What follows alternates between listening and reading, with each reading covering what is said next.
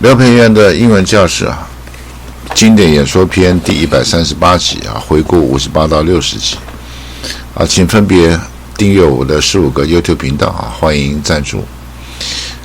这个是美国钢铁大王卡内基的演说，给年轻人的一些话，因为我们前面各集都讲透了所以我们这边只是念一下，增加印象，温故知新Andrew Carnegie, The Road to Business Success, a Talk to Young Men。好，我们来念一下，他是念给年轻商学院准毕业生，告诉他们传承一些以后进入商场一些人生的经验，工作上的一些心得。It is well the young man should begin at the beginning and occupy the most subordinate positions. Many of the leading businessmen of Pittsburgh had a serious responsibility thrust upon them at the very threshold of this career.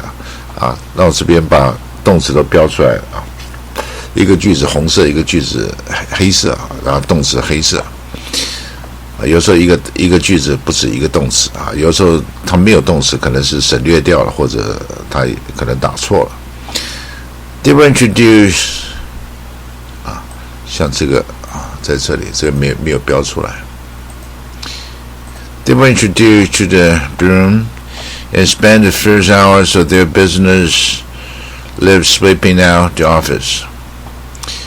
I noticed we have janitors and janitresses now in officers, and all young men unfortunately miss that salutary branch of business education. But if by chance the professional sweeper is absent in the morning, the boy who has a genius of future partner in hand would not hesitate to try his hand at the broom. The other day, I found a fashionable mother in Michigan asked a young man whether he had ever seen a young lady sweep in a room so grandly. Yes, Priscilla. He said no, he never had, and the mother was gratified beyond measure, but then said he'd have to pause. What I should like to see her do is sweep out the room. It does not hurt the newest comer to sweep out the office if necessary. I was one of those sweepers myself. And who do you suppose were my fellow sweepers?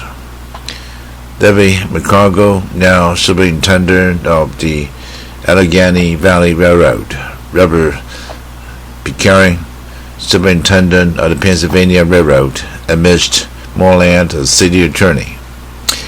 We had two turns till each morning did sweeping.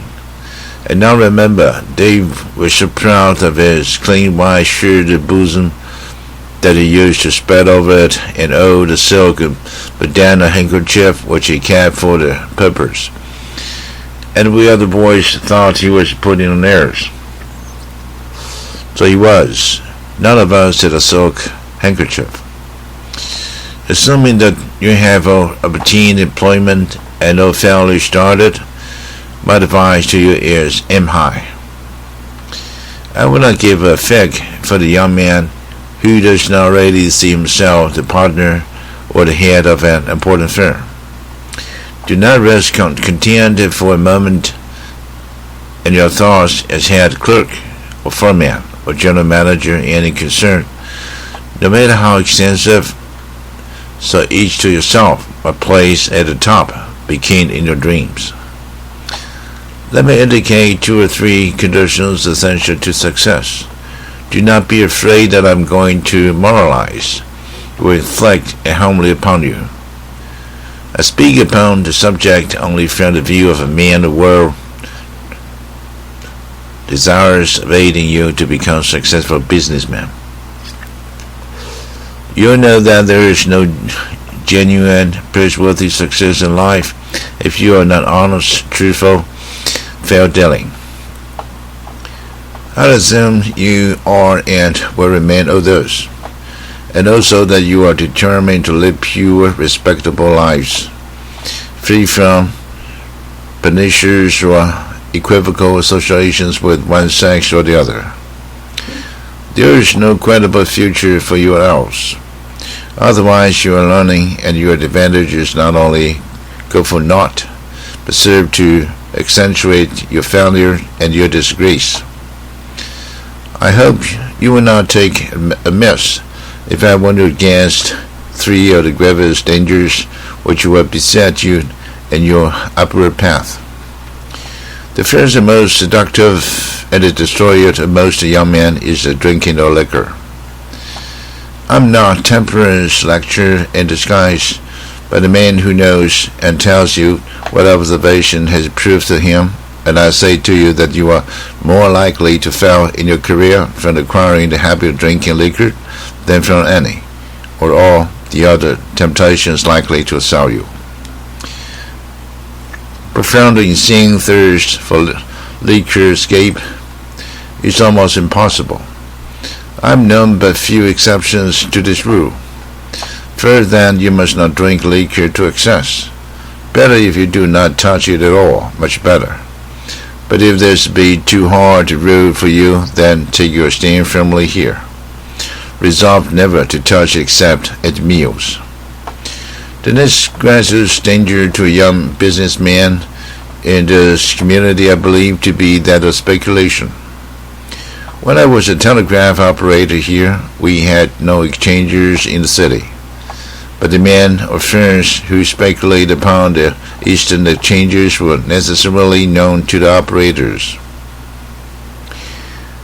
These men were not our citizens of first repute. They were regarded with suspicion. I have lived to see out of these speculators irreparably ruined man, bankrupt in money and bankrupt in character. There is scarcely an instance of man who has made a fortune by speculation and kept it. Gangsters die poor, and there is certainly not an instance of speculator who has lived a life credible to himself or advantageous to the community.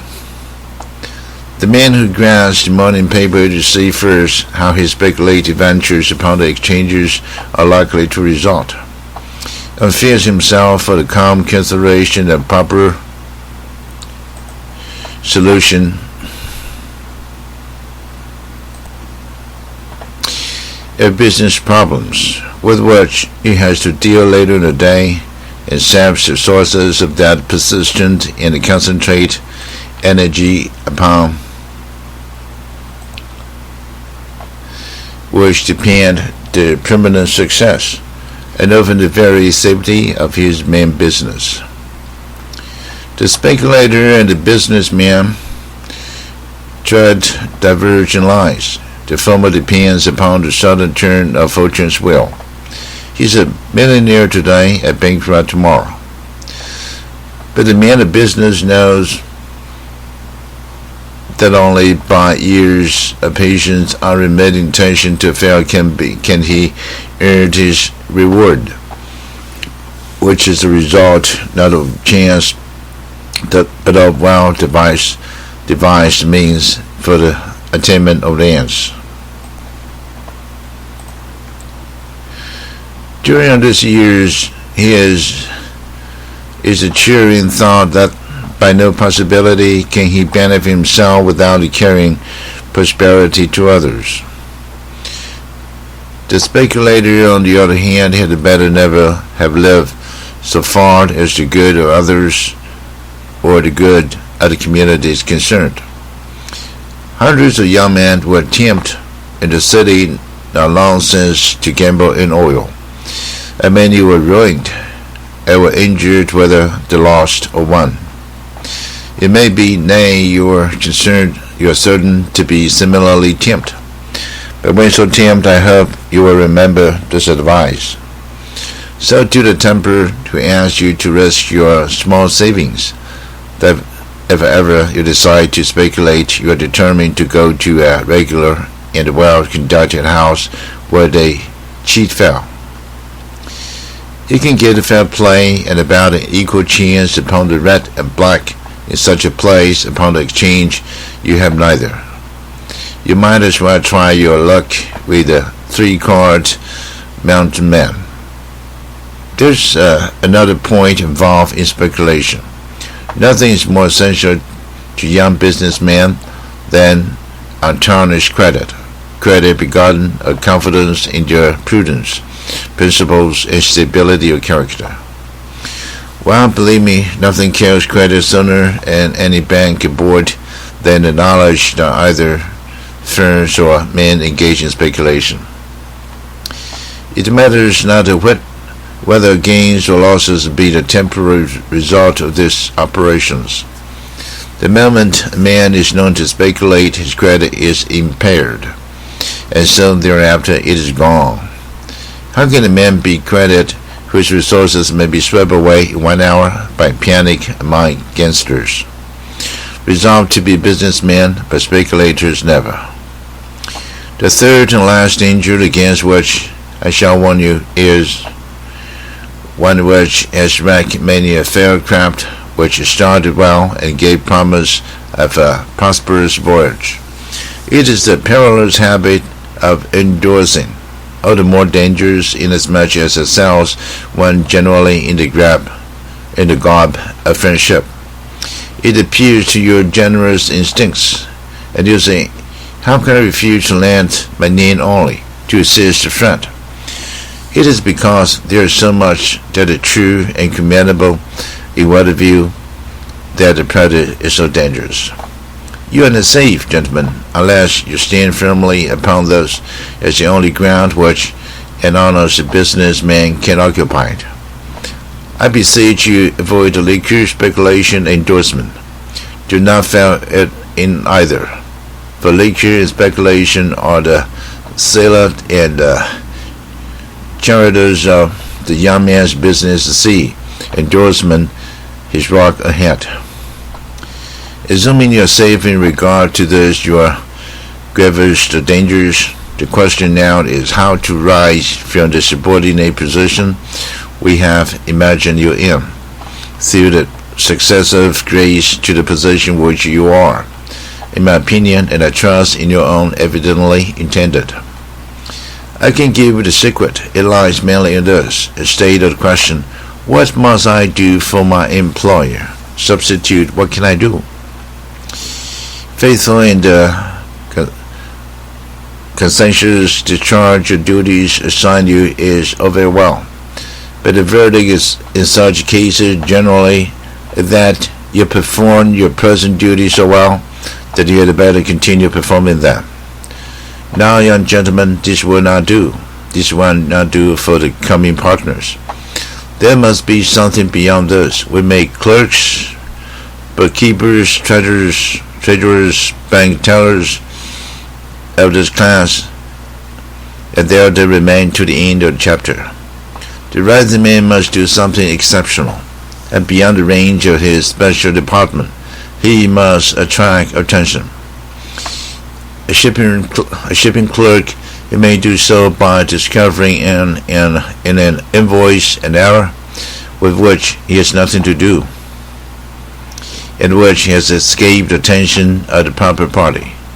If a weighing clerk, he may say for the firm by doubting the judgment of the scales and having them corrected, even if this be the province of the master mechanic. 这是我所有的 YouTube 的频道15个大家尽量按15个订阅这一集回顾到这里。